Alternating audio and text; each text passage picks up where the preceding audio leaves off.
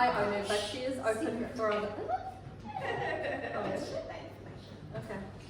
Surely I can. Oh, you can, yeah. You guys.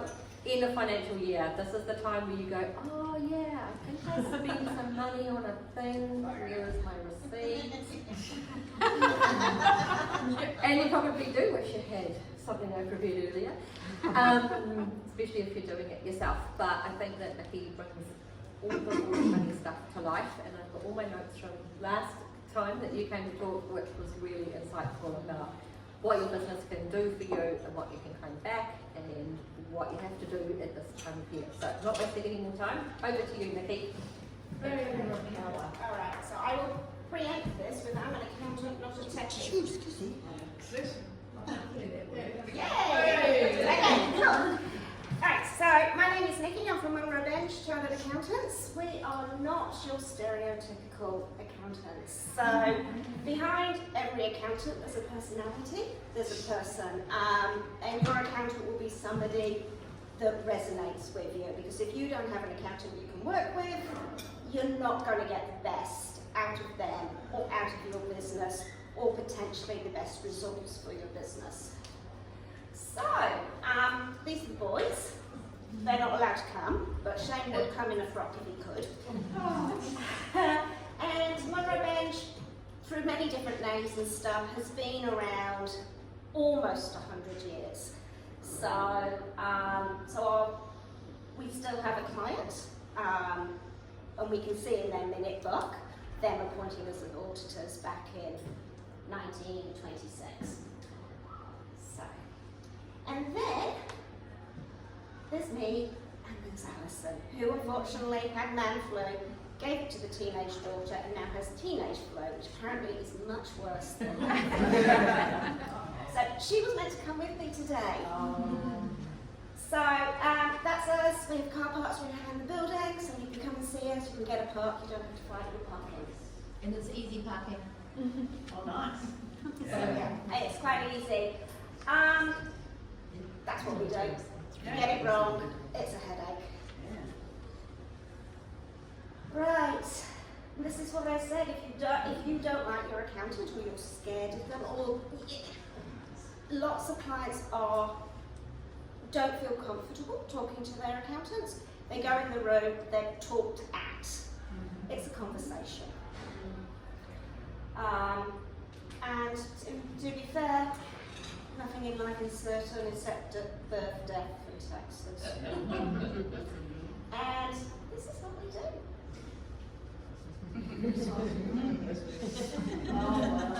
Was it magician?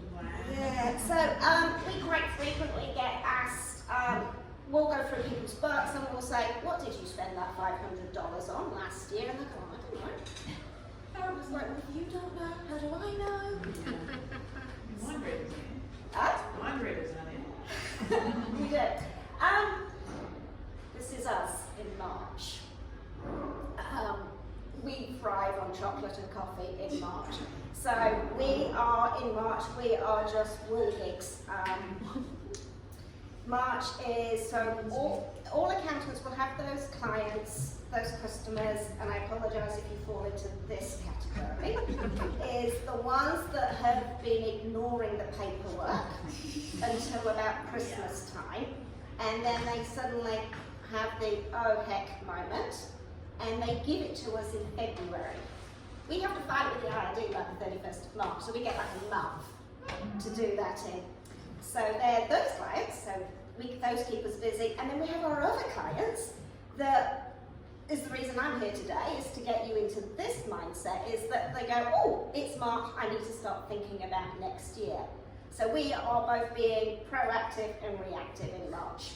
So, hence we have chocolate and coffee. And this is why we're here. So EOFY, if you didn't know, is end of financial year. And for the majority of businesses, it will be the 31st of March. That's the default for IRD. However, if you are associated to a US company, you can change your balance date to 31st of December, so everything aligns. If you're in a certain industry like agriculture, you can align it to the 30th of June. Beekeepers have the 30th of November year end. So you're not just stuck with the 31st of March. So if you can argue that a different year end is better for you, then you can approach the IRD and ask for a change. Your tax return still needs to be filed by the 31st of March, but your year end so 31st of December 2024 year ends will fall into the 31st of March 2025 tax return. So it either falls forward or falls back. So 30th of June 2024 year ends would have fallen into 31st of March 2024 year ends. Confused you? Yeah. Cool. Yeah. Right, what do we need? So for the end of the financial year, your financial statements, your tax return serves two purposes. One is to keep the taxman happy, and one is to keep the bank happy. Because no, as accountants, we can't do one return for one and a different one for the other. So as businesses, you need to establish what result you're looking for when you produce your financial statements. Are you planning to get borrowings in the future year? Do you want your profit to look super healthy so that you've got a better foot forward with the bank? The downside of doing that means that because you've made more profit, you'll probably pay more tax. So if your driver is to pay less tax, then some of the things you might not want to do. So you've got to kind of decide what you want to do. And at the end of the day, it is just a timing exercise with a lot of these things. By doing it, you can clean up your balance sheet, you can make your profit look good, or you can make your profit look worse. Eventually it will catch up with you, but it depends what you're planning for the next 12 months, because the banks, ACC, IRD will look at the previous 12 months, unless you do things like get cash flows and projections and stuff like that. So, let's do the easy ones first. You all raise invoices, don't you, to your customers? Cool. Not everybody pays us. Let's be fair here. So, when nobody pays us, and when we don't think we're going to get that money, we need to write it off, and we call it a bad debt. So technically, that reduces your income for the year. So if you want to write off that bad debt, technically in IRD's rules, you have to have done that by the 31st of March. So if a reasonable person thinks that they can't collect that money, then you are allowed to write that off to bad debts. So that will make your accounts receivable look a lot healthier.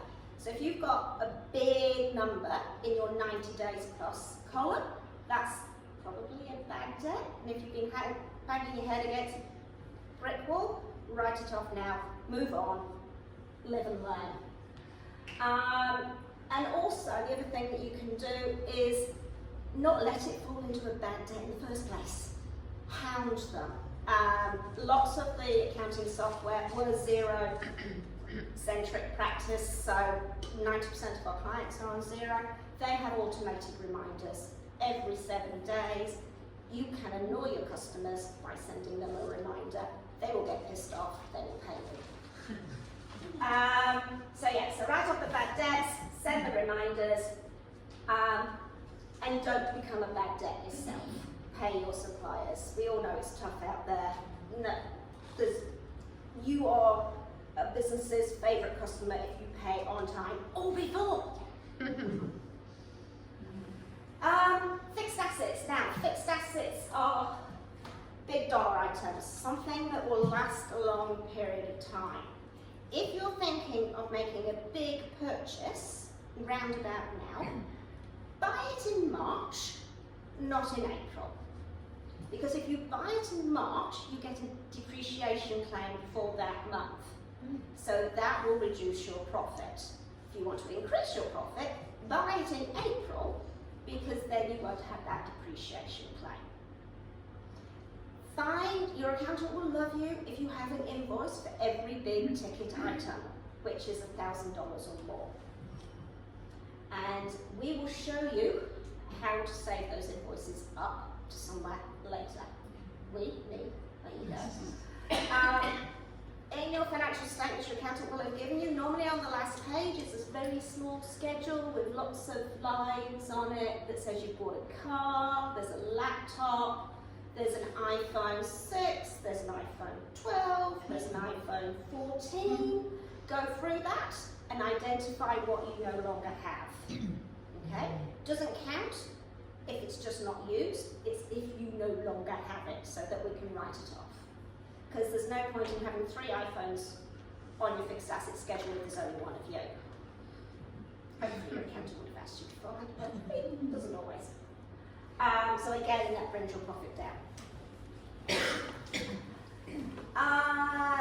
Stock. If you have goods that you sell or services that you invoice on a regular basis, which you would call work in progress, have a look at your stock value. If you carry stock over $5,000, you should have some sort of stock count. Below $5,000, you don't need to count. You can just have sales, purchases, profit. If you think you're stocked round about $5,000, it's probably a good time to start putting a proper dollar amount on it. So that's using your software system, physically counting it. You've seen the stores close down because they're counting all the shelves and things like that. If your stock is around about 10,000, so between 5 and 10,000, we should have a value on it. If it's likely to be 10,000 or less, we can keep rolling that value forward. Is this amount the amount you pay for it, or the amount you're due to sell it for? No, the amount you pay for it. Thanks. So stock is valued at the lower of cost or net realisable value. Thanks. So if you've purchased something for $20 and it's now defunct and you can only sell it for $1, you would value it at $1. But if you paid $20 for it and you can still sell it at least $20, you value it at 20. So if your stock is 10,000, you can roll that one forward. If it's over 10,000, then we should have that figure. Now, the value of adding stock to your financial statements means that you're recognizing, you're writing off an expense that you won't recognize until next year. So this will increase your profit. So if you've got stock on hand and you want your figures to look better for the bank, that's when you want to value your stock. It's also a good time, yes, the trouble is if you don't count, you don't know. So you do kind of need to put a line in the sand somewhere. Also doing a stock take helps you identify what's sold, what hasn't, if you haven't been monitoring it. If you've got a heap of water bottles that haven't sold for the last 5 years, have a look at that, do a special, do a promo, get rid of them. This is why all the car yards are doing all their end of year sales specials this weekend, because they want the cars off the yard so they don't have to count them.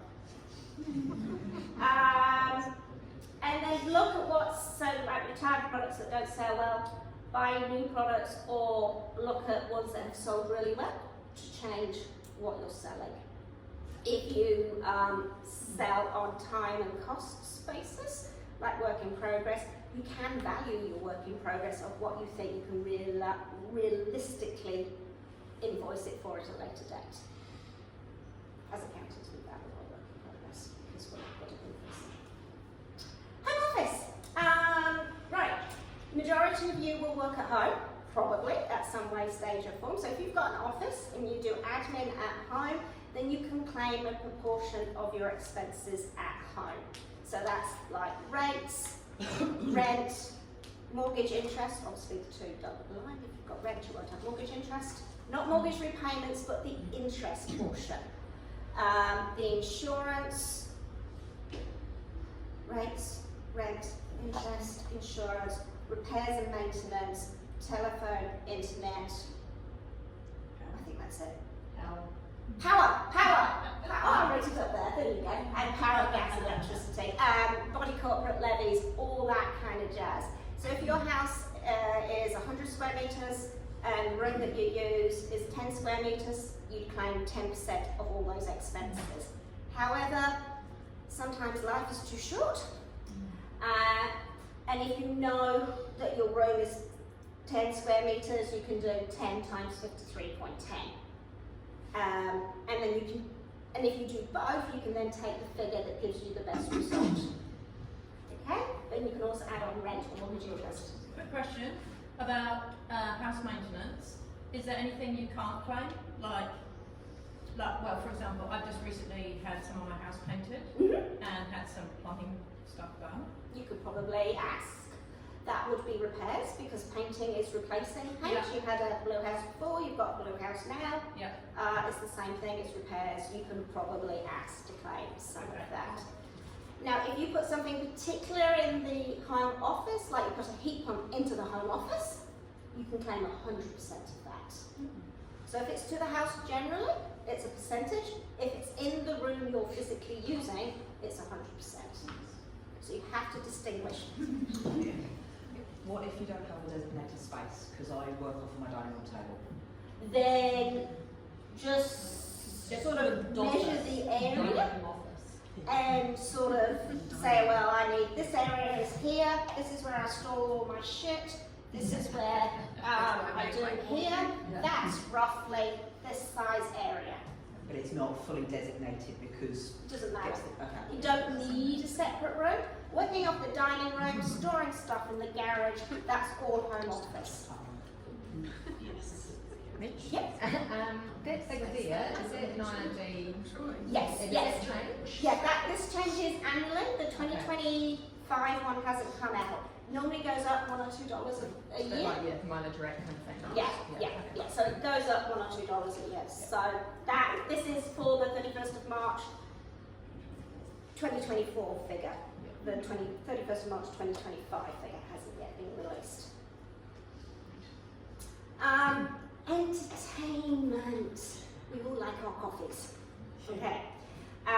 So entertainment is when you have a drink, have a coffee, have a meal with colleagues, customers, or whatever. Sometimes, majority of the time, we only allow you to claim 50% of that. However, now's a really good time to go back through your diary and see if there was anything that you did that you can claim 100% on. Because that's really good. So, if you've flown to Auckland for a conference and you've had coffee, meals, etc., you can claim 100% of that. So that's the same thing. So if you came here, had coffees, and we did the presentation for 4 hours, you'd claim 100% of that. Okay. So if if you went to if you had a stand at a trade store and you're giving promotions out and everything, and any random can come in, you can claim 100% of that. However, if it's a closed trade show and only invited people can come in, then you can only claim 50% of any entertainment there. And branded goods. So if you've got, this is my segue into the freebies. So at the back, there's some revenge bags. They've got a pair of Zero socks in it, a Zero note bag, 2 Zero pens, and my business card, and Alex's business card. So they're free, take them away. Zero said, I asked Zero to give me goodies, and that's what they did me. So stuff like that, you can claim 100% of, but not food or drink. So if you give food or drink to customers, that can be consumed at their pleasure, therefore it's only 50%. So I run events, and Yeah. I obviously have food as well. I ran a residential retreat this weekend, and I have put into my, I do my accounting with Henry. Oh yeah. I put the cost of that food in as cost of goods. Yes, Yeah. so that's different for you because that's what you're on selling. Yeah. So that's a direct cost review rather than just overhead in the hope that you'd get some custom out of it. I see, yeah. So that would be fine. Quick question. So I meet people quite a lot, networking and stuff. Let's say I'm having a strategic meeting with Angela. We both have a coffee each, but I only pay for my coffee. I can only put it in if there's 2 coffees in. Yeah. Yeah. So I can't claim for just one. So you buy one mug and then each buys them. Yeah, well that's what I do. A good synergy I find to understand it is if you and your customer are trapped in a place and the customer can't escape, you can probably claim 100%.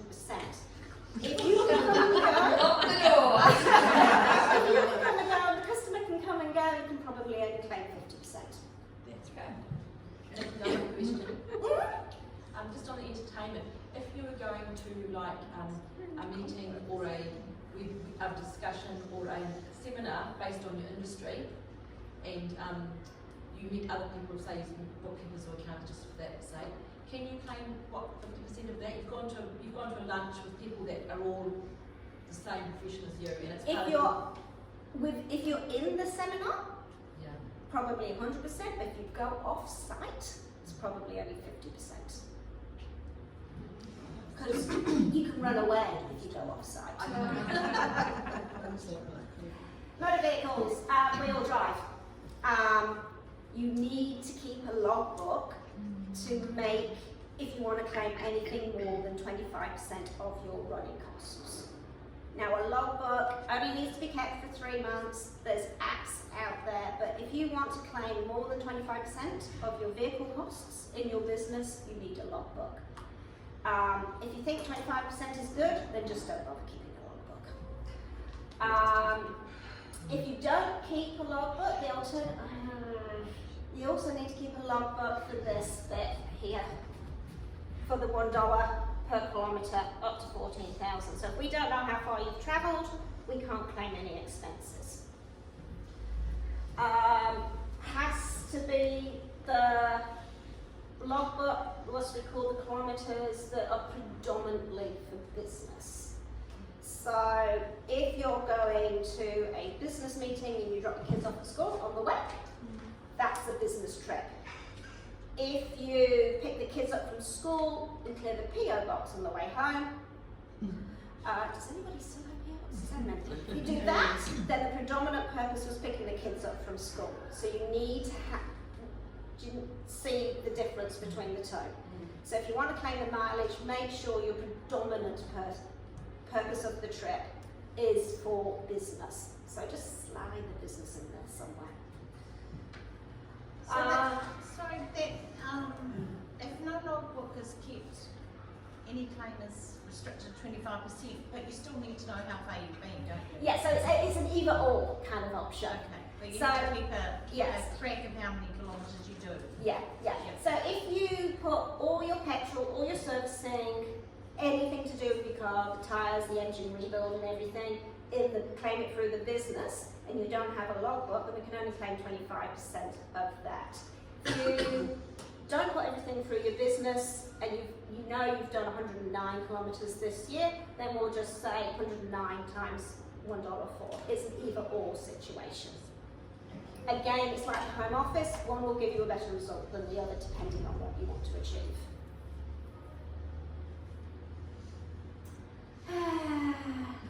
Pay your tax, really?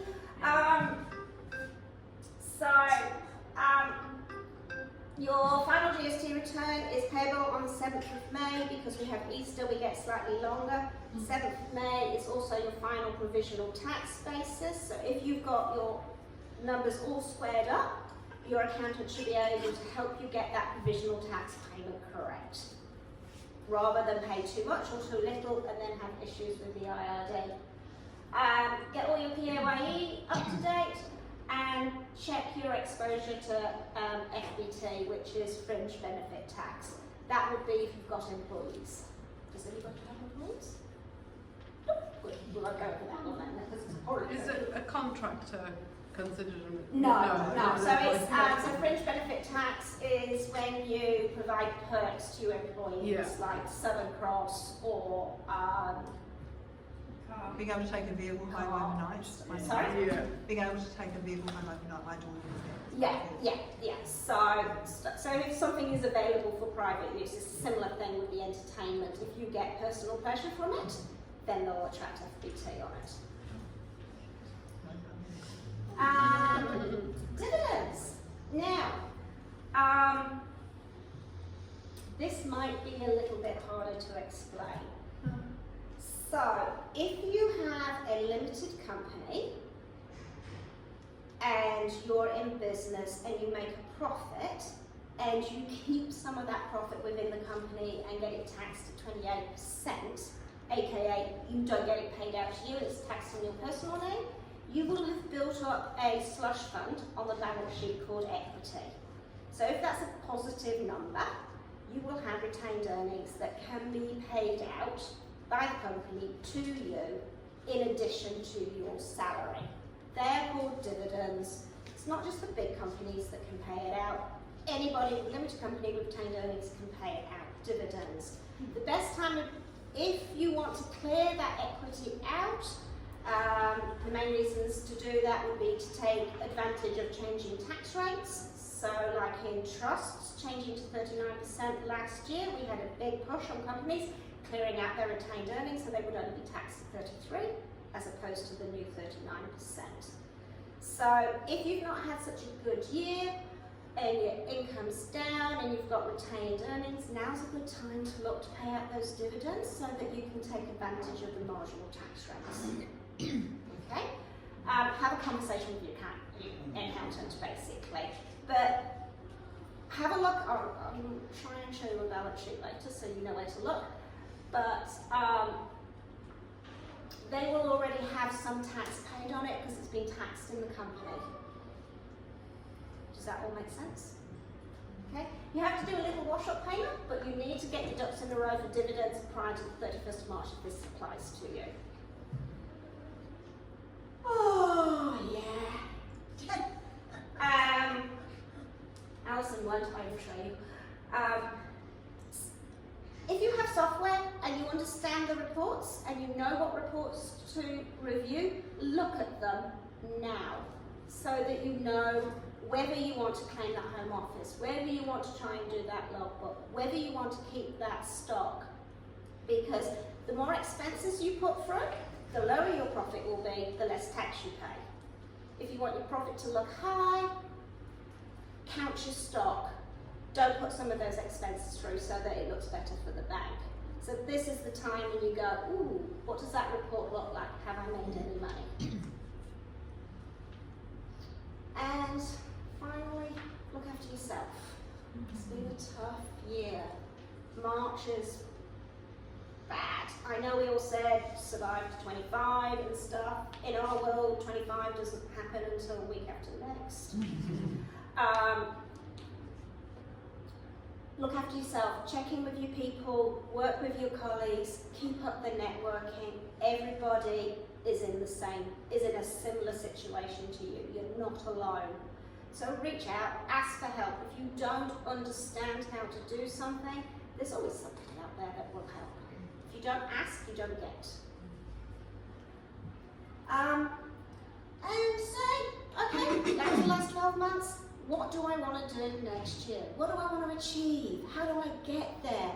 What kind of profit do I want to make? How many new customers do I need? What do I need to keep going in this world? Set those goals now so that when you hit the 1st of April, you've got a clear vision of what you want to do and why you want to do it.